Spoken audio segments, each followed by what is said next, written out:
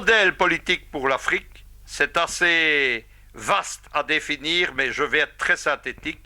Tout d'abord, il faut constater quelque chose, c'est que contrairement aux 30 années qui ont suivi la décolonisation à la fin des années 50, à l'aube des années 60, il n'y a plus d'alternative au modèle occidental. Il n'y a plus d'alternative parce que les Africains ne voient pas celle qui existe encore et sur lequel je conclurai. Avant, il y avait le modèle du parlementarisme occidental et il y avait le modèle du parti unique. On a craché sur ce modèle. On a tant écrit, mais il faut quand même rappeler quelque chose. Et le discours de Lagbo a été un piège pour les chefs d'État africains. Ce modèle avait bien marché. Les années heureuses Mobutu au Zaïre, ce sont celles du parti unique, pas celles de la mauvaise copie de la démocratie occidentale. Il faut dire aussi un mot, il n'y a pas de fatalité à ce modèle du parti. Les Occidentaux veulent expliquer la crise dans de nombreux pays africains par la persistance d'habitude du parti unique. Il y a un exemple récent pour le démontrer, c'est le Parti démocratique de Guinée équatoriale du président Obiang-Nema Mbasogo, parti unique qui a petit à petit fait place à une démocratie souveraine équato-guinéenne avec un dialogue national, comme l'a démontré d'ailleurs le récent 3e congrès extraordinaire du PDGE à Malabo. Il faut aussi dire une deuxième chose, parce qu'il ne faut pas abandonner, il ne faut pas oublier le modèle qui était celui du parti unique, copié sur les partis soviétiques et chinois. La première chose qu'il faut dire, c'est que sans ces pays, il n'y aurait pas eu, ou pas aussi vite, la décolonisation. On va quand même rappeler quelque chose, c'est que le modèle occidental du parlementarisme, tel qu'il était défendu par Washington, par l'OTAN, par ce qui est aujourd'hui l'Union européenne qui s'appelait la CE, la Communauté économique européenne, et par les Israéliens, c'est quand même des États qui tous ont soutenu des régimes qui ne voulaient pas de la décolonisation.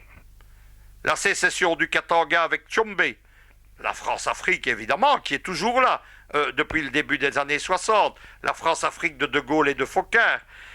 La sécession du Biafra. La Rhodésie du Sud, qui a finalement été vécue principalement par Mugabe. L'Afrique du Sud avec son apartheid. L'Empire portugais, qui, s'il n'y avait pas eu une révolution socialo-communiste au Portugal même, on peut se demander combien d'années il aura encore résisté. À un moment donné, il y avait un bloc néocolonial de l'Afrique australe qui s'étendait très loin. Tous ces régimes, y compris les régimes d'apartheid, étaient étroitement soutenus par les pays de l'OTAN, par les USA et par Israël. Le modèle occidental, à partir de cela, pour moi, il s'est déjà déconsidéré. Aujourd'hui, on nous dit qu'il n'existe plus que ce parlementarisme occidental. On va quand même rappeler qu'en Occident, il a fait faillite. C'est un modèle désavoué par une grande partie de la population. Les derniers présidents américains ont été élus par moins de 75 millions d'Américains sur une population de plus de 300 millions. François Hollande, aux dernières élections, a été élu par moins de 20% des Français. Aux 4 dernières élections, aussi bien les européennes que les départementales, que les régionales ou que la présidentielle, il y a 50% d'abstention. Dans certains pays de l'Union européenne où le vote n'est pas obligatoire, la Tchéquie par exemple, on monte à 70%. Les citoyens européens n'ont plus rien à faire avec ces politiciens, avec ces parlements usés. C'est pourtant ce qu'on nous présente en Afrique comme la panacée universelle. Et on comprend mieux la malignité des Occidentaux dans des élections en Afrique, financées à 80% par l'Union européenne, encadrées par les ONG du gouvernement américain, NED-NDI, encadrées par les ONG de déstabilisation de George Soros. Eh bien, on commence à nous comprendre pourquoi on nous explique que peu importe les gens qui ont voté, peu importe que des régions au Nigeria, en Centrafrique, ne peuvent pas voter à cause de la révolte djihadiste. Ben on nous dit, il faut quand même organiser l'élection, peu importe le nombre de votants, c'est quand même bien. Il faut refuser ce discours. Il faut surtout, et moi je l'affirme haut et fort, il y a des alternatives au parlementarisme occidental pour l'Afrique. L'Afrique doit cesser de subir l'agenda des États-Unis, de l'OTAN et de l'Union européenne. L'Afrique doit cesser de subir la thématique des politologues, des politiciens, des diplomates occidentaux. Quels sont ces modèles? Le premier modèle, eh bien, c'est la Chine, où existe toujours le parti unique, où le décollage économique ne se passe pas mal. Rappelons quand même que la démocratie, dans une Afrique qui connaît les épidémies, les pandémies, la faim, le pillage des multinationales, la démocratie, c'est souvent un luxe.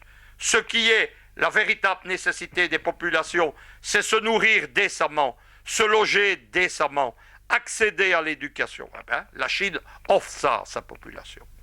La deuxième chose, c'est la Russie.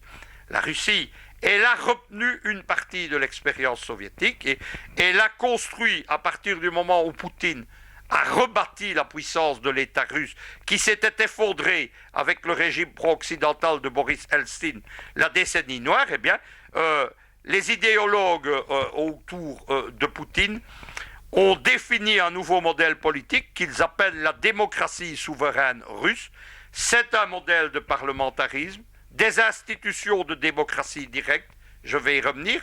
Il y a notamment, c'est le seul pays qui a fait ça, une troisième chambre civique à côté du Sénat fédéral et de la Douma en Russie. J'ai travaillé avec elle dans plusieurs opérations de monitoring. C'est la société civile, pas la société civile bidon de Georges Soros, destinée à livrer leur pays aux Occidentaux. C'est la vraie société civile, celle qui travaille, celle qui pense en dehors de la politique. Ce modèle de la démocratie souveraine russe, c'est une des alternatives pour l'Afrique. La troisième, vous savez que je suis kadhafiste. J'ai été 25 ans aux côtés du colonel Kadhafi. Je suis allé là-bas séduit par ce qu'on appelait la démocratie directe jamaïrienne. J'y ai retrouvé les fondements d'une autre expérience qui joue une place importante dans ma formation politique. C'est la première commune de Paris en 1792-94. C'est la commune de Robespierre, la véritable République française, celle qui a libéré les esclaves, celle qui a élu les premiers députés noirs à la Convention. Napoléon, après, a écarté tout ça. C'était cette République française, dont le cœur était la première commune de Paris, c'est la République du grand Robespierre. Eh bien, je retrouvais tout ça en Jamaïria libyenne. Et je suis encore aujourd'hui, je ne m'en cache pas, kadhafiste. Je soutiens certains chefs d'État parce qu'ils ont fait honneur à l'héritage de Kadhafi. Cette démocratie directe, c'est aussi une des voies qui s'ouvrent à l'Afrique. C'est celle d'une démocratie sans l'usure et la corruption des partis politiques. C'est celle d'une démocratie où la population, la société civile, on y revient, la vraie, pas la fausse société civile des Occidentaux et de Soros, dirigeait par exemple les 22 super municipalités libyennes qu'on appelait les Chabiats. Moi je pense que l'avenir de l'Afrique, il devra s'écarter du parlementarisme occidental, le rejeter comme on rejette un cadavre pourri qui s'empeste.